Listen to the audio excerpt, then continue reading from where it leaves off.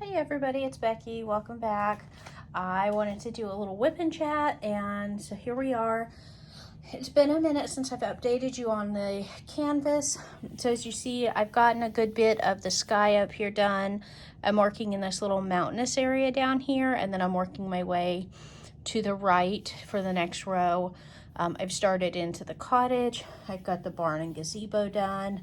That's a random weird little spot right there. Anyways, so here's where I'm at. Normally this time of day, it's about 5 o'clock in the afternoon. I normally am still working. However, our company had a major system crash, and they're like, we can't do anything right this moment. So go ahead and log off and enjoy an evening off early. So that's what I'm doing.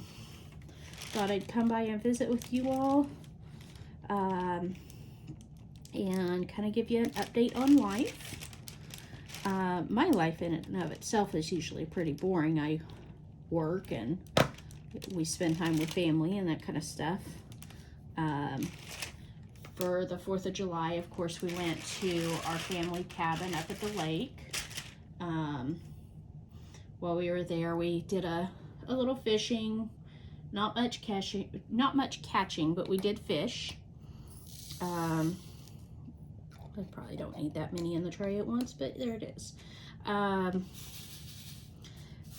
We only kept one of the fish that we caught, and only because it was a crappie. Everything else we were catching was bass, and we are a little more picky about which ones we keep and clean on the bass, just because of the fact that it's not unusual for those to still be very small this time of year, and of course we don't want to take them while they're too small. So one, they don't even make a fish nugget, let alone an entire fillet, and two, it allows them to kind of grow and mature and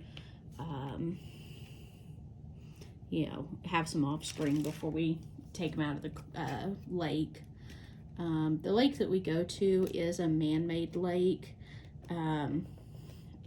It's where a lot of the electricity from our area comes from, because we have it built up, and there's a dam there, a hydroelectric dam.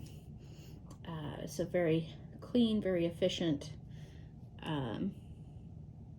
electricity. So our utility cost usually stays fairly low in comparison to other areas around us that have to rely on other types of energy.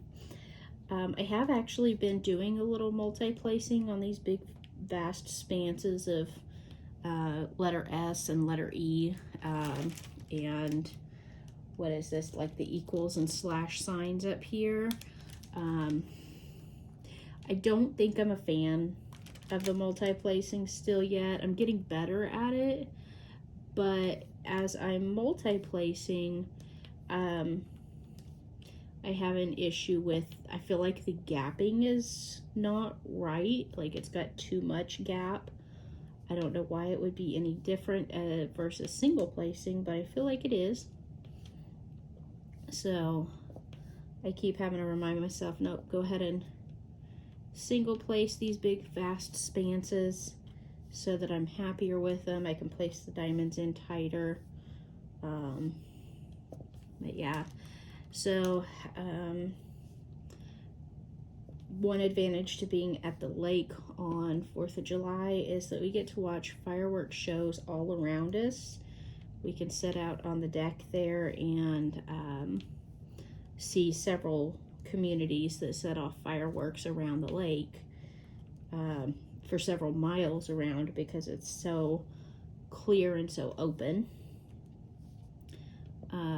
This is the first year in a long while that we've not done any fireworks ourselves. Normally my husband will shoot some off just right there close, and this year he chose not to. Not sure why, he just wasn't in the mood to. So anyways, aside from that, I showed you guys my new Christmas diamond painting, my snowman that I was able to get a really great deal on a Facebook group. So I'm still excited about that. My best friend had hip replacement surgery almost a month, actually it might be right at a month now ago, and her recovery is going fantastic. She has a very high pain tolerance. Even post-surgery pain tolerance levels are like ridiculously high, so she was not taking a whole lot of pain relievers, so her doctor went ahead and cleared her to drive. She's been cleared for, I don't know, a week or so to drive, but she only drove for the first time today. I followed her as she drove in case she needed to stop and take a rest, or if she didn't feel confident in driving herself, I could, you know, get her car back to her house and then go from there as far as working out how to get shuffled back around. And she felt really good driving, so she is back behind the wheel. I'm super excited for her to be able to do that. She's not ready to drive any like big long distances yet, but she's not a long haul driver anyways. She stays pretty local, so she's able to go back and forth from her house to her physical therapy, and if she needed to run to the store or something like that, although I'm still happy to drive her back and forth and help her load and unload and things like that. She at least has a little bit more freedom now. She's not stuck at home, so we're excited for that progress, and you know, praying for continued progress. She has to have the other hip done next year, next summer when she gets out of school for the year. She's works in our public school system here, so she gets June, July, well, a little bit of May, and then all of June and July off work, so she was able to do her surgery without having to miss any work or take any disability time or anything like that, which is nice. But she's definitely happy to be getting that independence back, and her mobility has improved greatly, and I'm really looking forward to next year when she gets her other hip done, because we will be off to the races at that point. She'll be a whole new woman. So let's see, I took some notes on some things that some of the other ladies have talked about, and of course my note is laying over by my computer and not right here by me, so let me go grab that real quick.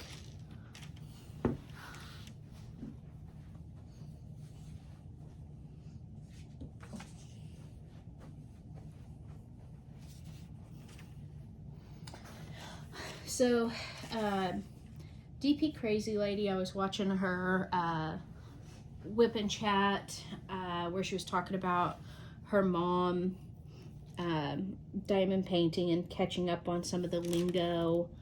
I just thought it was funny that she told DP Crazy Lady's sister to kid up. You know, I love it when people start catching on to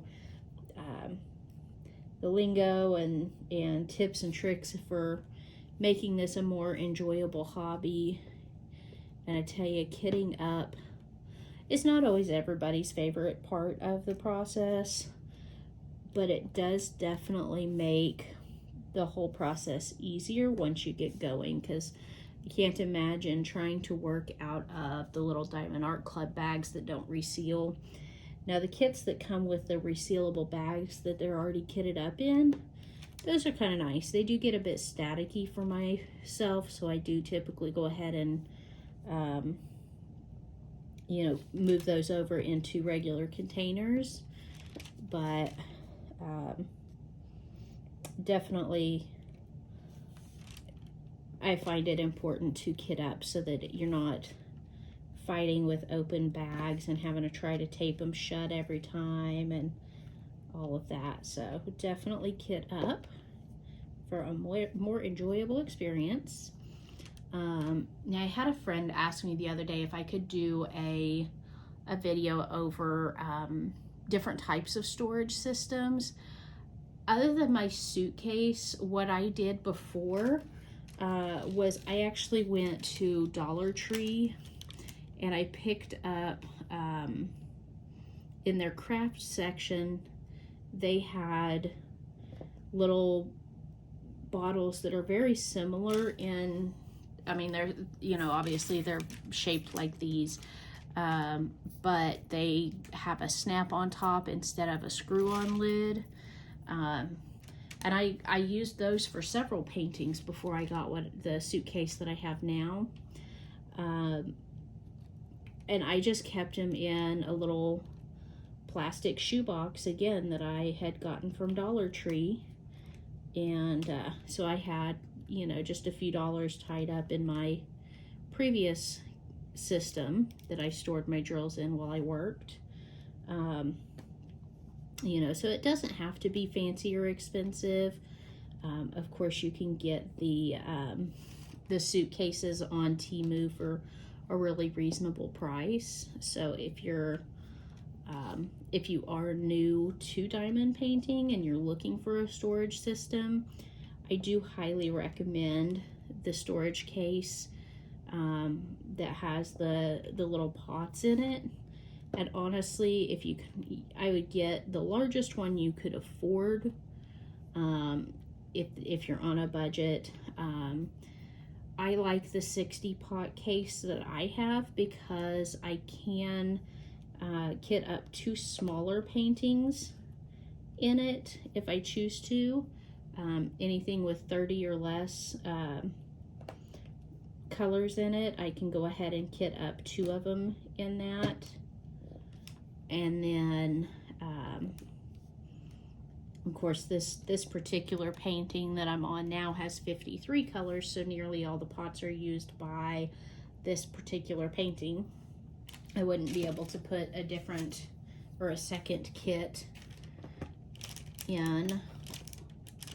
I'm catching little places here and there where I am unhappy with the evenness of the drills, so I'm just taking the edge of the scraper here and kind of pushing it in between and then up towards the top of the painting.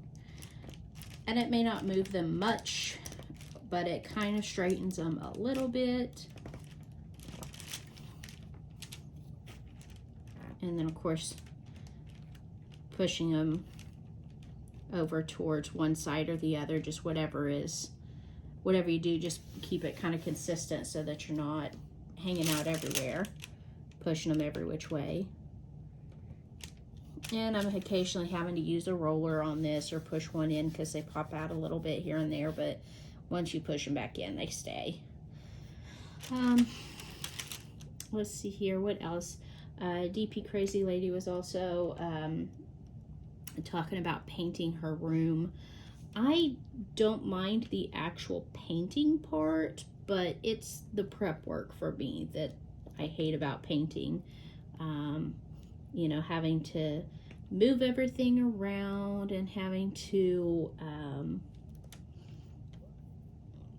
you know, get everything just out of the way and then put it all back. That's the part of painting that I don't like. You know, give me a blank space and let me paint and I'm good. But I don't want to have to do all the prep work.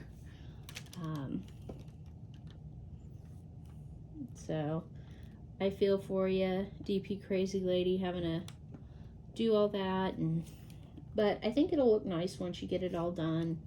A nice fresh coat of paint always makes a place feel nice. So, Lazy Retired Granny didn't get to be very lazy today, it sounds like. She had a bunch of errands to run. So she didn't get to sit around and paint all day like she would like to, I'm sure. But that's just the way life is. Sometimes we don't get to do the things we want to do. We do the things we have to do. So but hopefully her granddaughter's dental appointment went okay. I know she did get to stop by Hobby Lobby, so that's exciting. Even if there are no new paintings out, it's always exciting to get to go, you know, look and see, give yourself a reminder of what's there, or sometimes just being in a space where creative people enjoy kind of gives you that renewed energy towards working on a project that maybe you've lost a little interest in. So yeah, that sounds like a fun day to me. I wish I lived closer to some craft stores, like Hobby Lobby or Michael's or Joann's. They're all about 45 minutes from me. So I don't get to go to them as often as I'd like, but of course I know I can always order online, but it's just a whole different feeling being in the store to pick your items out versus shopping online. You can't touch and feel and, you know, compare, especially if you're shopping for something like fabric or yarn where you need to kind of, you know, audition different colors. So, but that also helps keep me from spending a ton of money, because if I was in Hobby Lobby once a week or whatever, I'd probably be spending a lot more money on crafts that I don't need to spend money on. It seems like every time I go into one of those craft stores, I end up over by the Cricut stuff, like the Cricut and Silhouette die cutter machines, and I would really like to have one of those someday, but like I wouldn't use it enough to justify the cost of it. A friend had given me one that had been gifted to her, but the person who gifted it to her can't find the power cord for it, so I could go online and order through Amazon. I think it's like $11 for the power cord I need. So if I ever, you know, the next time that little bug bites me and starts saying, you need a Cricut, you need a Cricut, well, I have one, I just need to order the power cord for it. So, and so I'll do that next time I come across a project that I need a Cricut for. I have a cousin who has a Silhouette and does some really beautiful work with hers, so I have been known to just be like, hey, can you make this for me? And I send her some money for the materials and her time, and she just sends it to me in the mail. That works out well for us most of the time.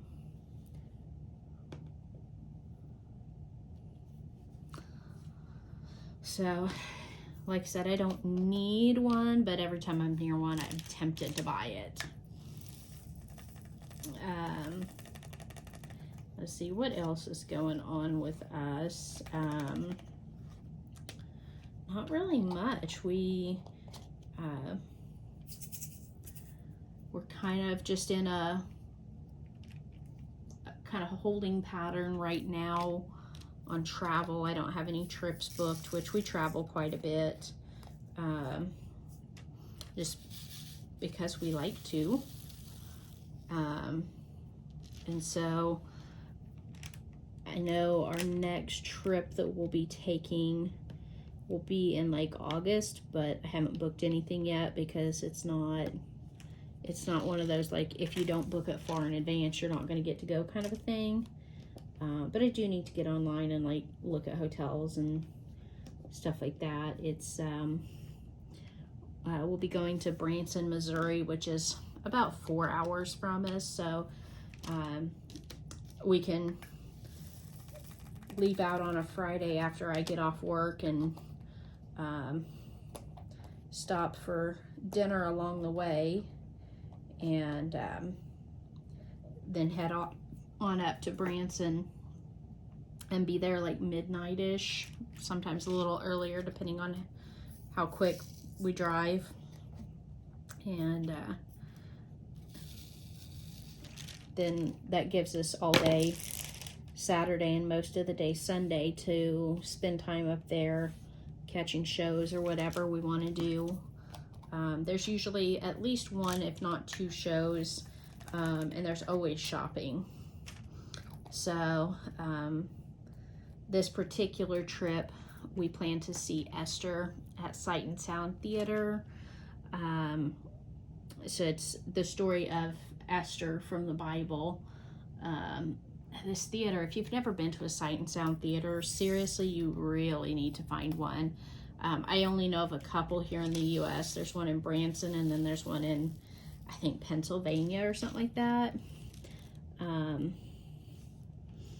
But they put on some really great productions, whether you are Christian or not. Just the theatrical quality of their productions is absolutely amazing.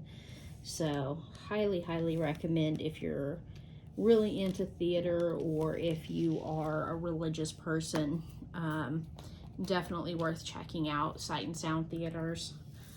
But yeah, we plan on going to see Esther. And this particular trip is a reward for my friend that just had a hip replacement surgery, because she has done so well in her recovery. I wanted to give her a little treat by getting her out of town. She'll technically have started back to work already by that point. She starts back at the end of July, and we're not going till the first week of August. But it'll still be a nice little get out of town for her. So, you know, it just a quick little weekend trip. And then from there, I don't think we've got anything else planned until November. You never know when we'll just randomly do a little weekend trip though. So, I know some of you have said that you're not big travelers. And growing up, I wasn't, because my father was not a traveler. In the first 18 years of my life, I went on exactly one vacation. And it was to my dad's uncle's house in the panhandle of Texas, which smells like cows, and it's flat. I was only like 4 at the time, and so the only thing I distinctly remember about this place was that there was a really cool park that my uncle took us to. And like my whole childhood, it was like, oh, this park was amazing. It was this great park. And then in adulthood, I was talking to my aunt. My uncle at that point had passed away already. And I was talking to my aunt one day. I was like, yeah, you remember when we were down there and Uncle Robert took us to that big park by your house? And she says, there's no park by our house. I said, yes, there is. There was a big park. I remember going to this big park while we were at your house. And she says, no, there's no park. And so I thought, okay, maybe she's, you know, just getting up there in years and she doesn't remember this. So I asked her son, my cousin Mark, I said, you remember this big park, don't you? And he said, there's no park by Mom and Dad's house. I'm like, okay, so I've lost my mind. Where have I gotten the idea that we went to this park? It turns out it was the school playground, and they just told us it was a park because it was the only entertainment for a 4-year-old in that area. So, so yeah, we went to the school playground, which I was convinced until well into adulthood was a park, and then they burst my bubble. So, that was the one and only vacation I went on as a child. But I've been on quite a few since I have been an adult. In adulthood, my mom and I went on several vacations together. My mom and I are, well, I am no contact with my mom anymore. The only time I see her, if we're at family events, like, I don't ignore her. She kind of snubs me, but, you know, if a reason to say hello to her comes up, I'm not opposed to saying hello to her. And she is also a diamond painter, so, you know, we can have a conversation about diamond painting. but that's about it. Anyway, so, but back before all the things that went down that caused me to go no contact with her, her and I used to go on vacations together. She was back when Yahoo groups were out, and you had like the different like chat rooms and message boards and that kind of stuff. She belonged to a gardening group, and we would go for meet and greets with her gardening group all around the country. So I got to go, we went down to the coast around Louisiana. We did, well, that's a bad drill. So like Ocean Springs, Mississippi, and Mobile, Alabama, areas like that we went to. And then we did one trip, we went through Memphis, Tennessee, and we got to go to Graceland, and then up into Bowling Green, Kentucky, where we got to go horseback riding through the rolling hills of Kentucky, which was just absolutely gorgeous. We went through some cave systems and things like that. Things that I'm not sure I could do nowadays. I'm not in quite as good a shape as I was. Pardon the rattling of the plastic for a moment. Tra-la-la, try to cover it up. Okay. Moving on to the next area.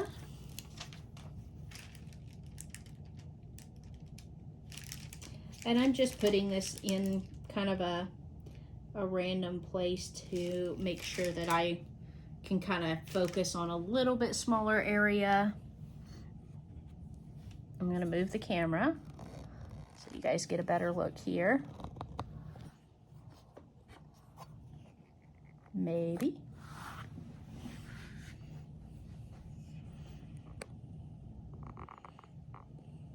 There we go. Anyway, so now I'm going to start over on this area. I am at about 30 minutes. I'm going to jump off of here and maybe do a part 2. We'll talk to you guys soon. Bye-bye.